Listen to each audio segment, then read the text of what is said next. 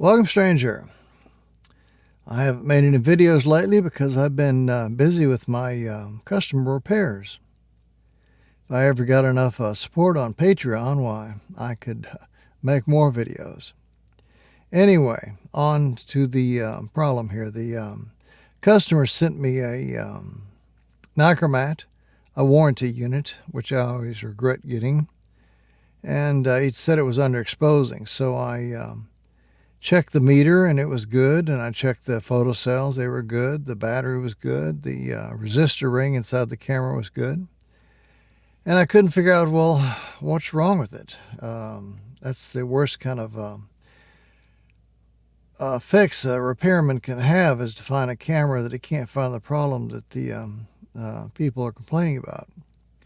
So finally it did fail on me. It turned out to be the index ring was sticking. So, but it only happened intermittently. It occurred to me that it might be a good video to make for DIY crowd.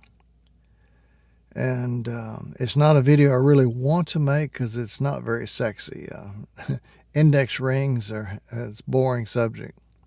But still, if you've owned a Nikkormat, you probably ought to watch it. And if you DIY, you also probably should watch it, because the index ring gives problems quite often on the Nikkormat, although the people that use the cameras don't even realize it. So I guess let's get started. Are we recording? Yes, we are recording. Move my mic over here a little bit. Okay, Nikkormat. This was the camera that was sent to me by the customer under warranty. And I discovered the index ring was a problem. The index ring, no matter what it says in the manual or in the parts label, it has the parts manual, it has two parts. This top part here charges the index ring, which is directly underneath. This is part of it, I guess you'd say. It's got the prong. If you look up some other videos on YouTube, they'll tell you, well, push this to the left and then put your lens on, but that's wrong. The way you do it is that there's a spring right here which tensions the index ring underneath. And I'm going to show you here in a minute. You'll see it and you'll understand it better. But when you're taking off the lens, say right here, and if you get it, it's supposed to be at 5.6, but let's say that you get it off and it's at 11 or 2.8 or something, and you fiddle with it, you finally get it off. What happens is you might lose the tension on the index ring that's underneath. Now, when I turn this back, if it's tensioned, it'll release. You heard that knock, that's released it. And when I go this direction, you'll hear a series of ratchet sounds, and it's being charged. Now it's charged. Well, if you put your lens on and it's not charged, it won't key right. It won't get well, anyway, I'll explain later, but it won't be sending the right information to your meter. So you always want to hear that knock and then back this way. Or like if you even want to test your camera, when you do this, if you don't hear a nice clear knock, then it's not working properly. This over here is not so important. Click, click, click, click, click as it's going over there. But over here, this is very important. It shouldn't be slow. It shouldn't take a long time. It should sound like this. It should just snap in. And that's the second, or the back half of the index ring snapping back with the spring here. Sometimes the spring can come off its stud. Sometimes the spring can break. This is open. It's not sealed. So over years, dirt can get in here and gum up the index ring on the back side. And if it doesn't make that nice click like that, then you got problems. Anyway, how do you mount it? Well, we've charged it. And for those of you that have a Nikkormat, know it's 5.6. Now, there is a, forgot, right stud right here which mounts the lens. And let's see if I can, yeah, there we go. Going up and down there. So the lens has to mount before you key the lens. So when you first put it on like this, you grab the silver part here and you go this way until you hear a click. Okay, you probably heard that. That click means that the lens is mounted. It's mounted, but it's not keyed yet. To key it, you have to move your f-stops all the way to the right, then back to the left. And now it's keyed. In other words, what by keyed is that the type lens you've got on here, now the camera knows, the meter knows what type of lens you've got on here as far as f-stops. And so how do we know? Well, let's see, up here, you see it's this is a 1.2. I call it a 1.2. That's the f-stop. And if you look here, switch cameras here, see if I can shake it here. That red marker tells you it's between the 2.8 and the 1.2. That's, in other words, if you had a 2.8 lens on here, that red marker would be here. If you had a 1.2, the red marker would be here. I don't know why Nikon didn't add some more f-stops along here, but they didn't. It's more or less, you need to see if it's kind of in the general area where it should be. When the index ring failed on me before, this red indicator was in the wrong position. I don't remember. I think it was way up here, kind of between 5.6 and 2.8, and the camera was underexposing. But that was 2 days ago, so don't quote me. But anyway, when you put on a lens on a Nikkormat, you should always check this scale to make sure it keyed properly. Because an old index ring that has been knocked around over the years and has dirt in it might not key properly. And most people who use Nikkormats don't know that. So, a little, information beyond this. Okay, I had to sip a little water and think about the next part. I don't script these out, so I have to kind of make it up as I go along. History, not history, information. This index ring scale is kind of a pain to explain.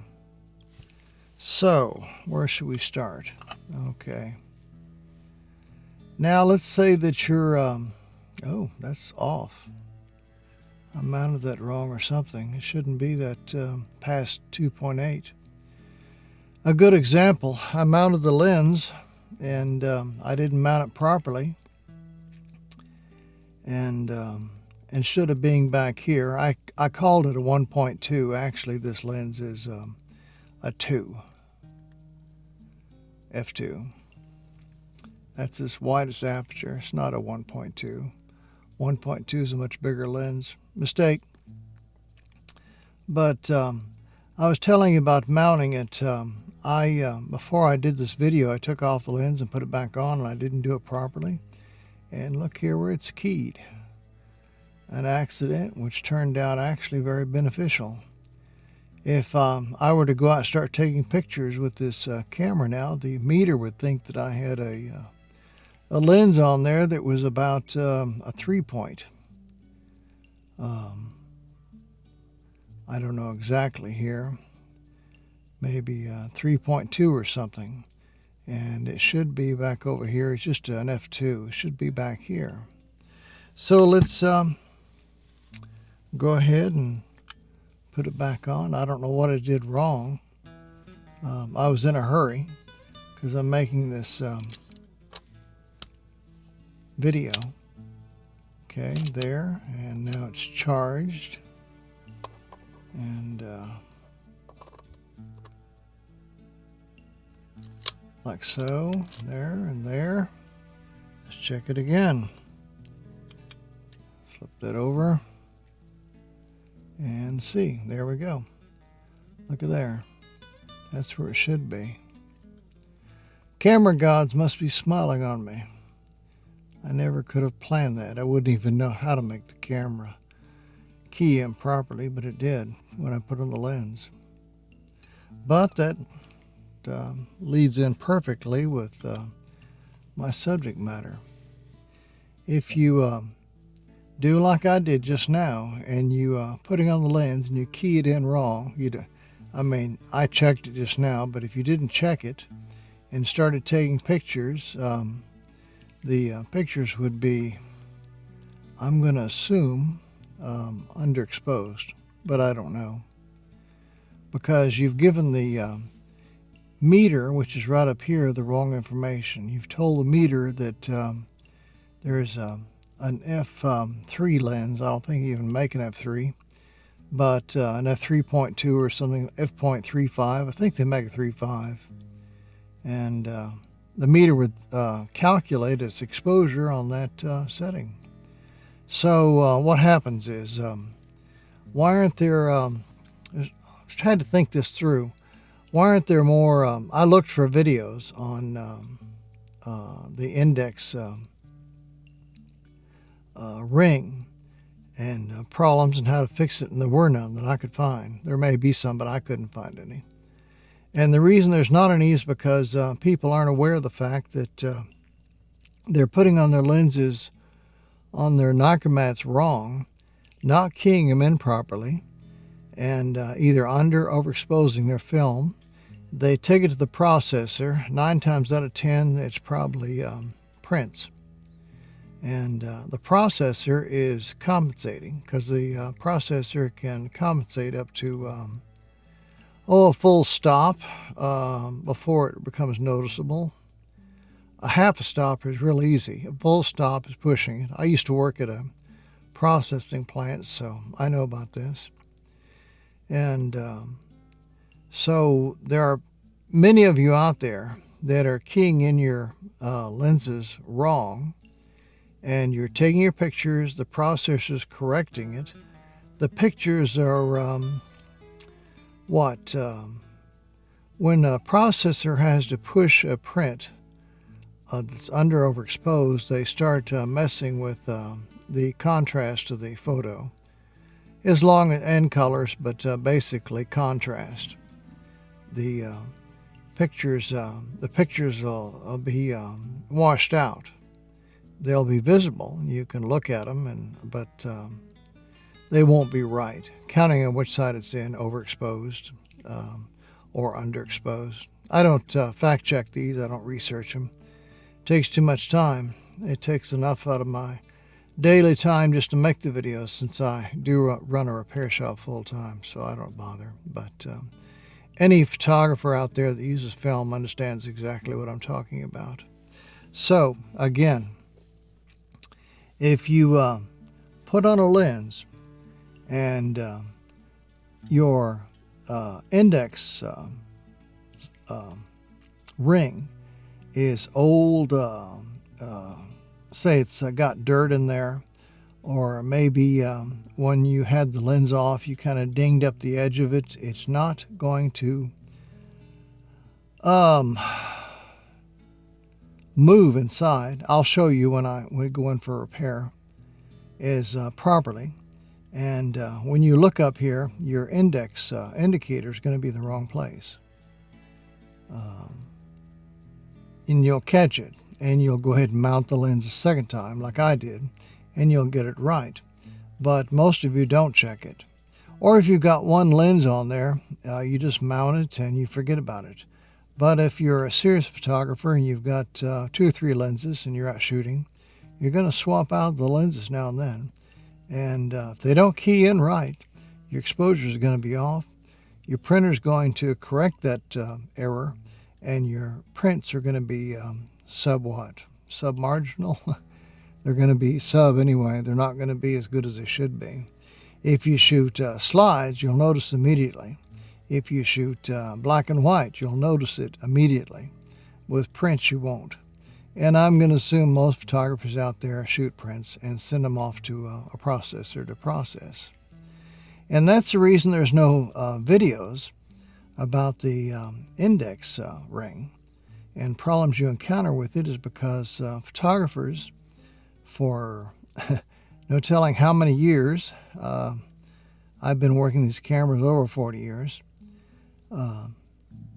take their pictures with the index ring not properly set, and the processor compensates, and they come out with, and I would like to say the dirty word, but I'll say crummy. They come back with crummy prints, and the photographer thinks, oh, these are great. They're not great. They're not exposed properly, and it's all because the meter incorrectly thought that the lens was another f-stop lens. In other words, usually we go by the lower f-stop. These f-stops on these cameras can go by, and after I shoot this video, move my camera off here to the left, and somewhere up here will be a list of the lenses f-stops that you can buy, and I'll put them up there. But the meter has to know what the minimum f-stop is on the lens that you're shooting. This one goes to 16, but most of them go to 16, but some go to f22. And the meter won't know that the lens you've got is f22, especially on something like a telephoto. If it's reading, you've keyed it in wrong, and the meter on the camera doesn't know. And there's so many things on a camera that can go wrong and mess with the exposure. Your battery can be the wrong type. Your battery can be weak. The photo cells here in the back can be losing their strength, and they're not metering properly. And you add all these up, and you don't need to be putting your lenses on and keying them in wrong. It's very close. I mean, if you had this lens right here and took pictures with it right here, but it keyed in at 2.8, you would not see a difference. The processor could correct that really easy. But in the case of my customer, the camera, when he mounted his lens, was keying over here close to 5.6. And there was a noticeable change. Or maybe he shot slides. I don't know. He didn't tell me what he was shooting, slides or print. But the point is, if it's off just a little bit, you're not going to notice. You'll send it off to the printer. The printer will correct the prints. They will not be their best. I don't know what word to use. You don't want this. Always check your index scale here when you put on another lens. If you're in the field and you're switching out, never trust your index ring on the Nikkormat to be in the proper place, because it sometimes it won't, and you'll go through a whole roll, and film is expensive and processing expensive, and if you're serious about it, you want to make sure at least of all the factors that can go wrong with your lens, your camera, you don't want to put this on top of everything else. But like I said before, get it down here so I'm not shaking so much. Most people don't think about it because they don't notice when their prints come back that they're not exposed properly. I'm sensitive to this because when I went to school in college and we were studying photography, we used something called a densitometer, and we measured film and film fog. And I don't know if we did it with color or not. I know we did it with black and white, and especially when we were learning the zone system. And so negatives that are under overexposed even a little bit will throw off the contrast in your prints, and possibly the color if it's real bad, because the processors, I've done custom prints, but they all use automated, and they just look at the print and then decide what will be the best. They make a picture, they make the settings, they expose the paper and process it and send it to you. The processor never knows, you never know, and it's all because when you put on the lens, you did not check this index ring.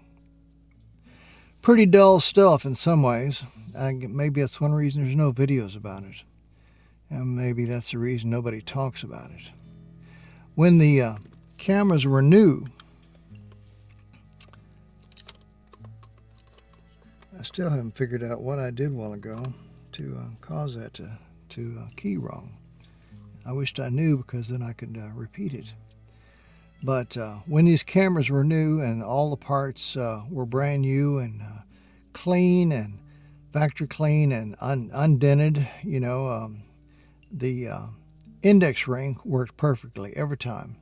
And I was alive back then, and I was repairing cameras back then. And but since in the last 40 years, I check this on Nikkormats. I always just listen. I've done so many of these, hundreds of them. I can tell if the index ring is working properly just by listening when it clicks. Because the ones that are not working properly, sometimes some of them won't click at all. They're just stuck. The customer doesn't even know it.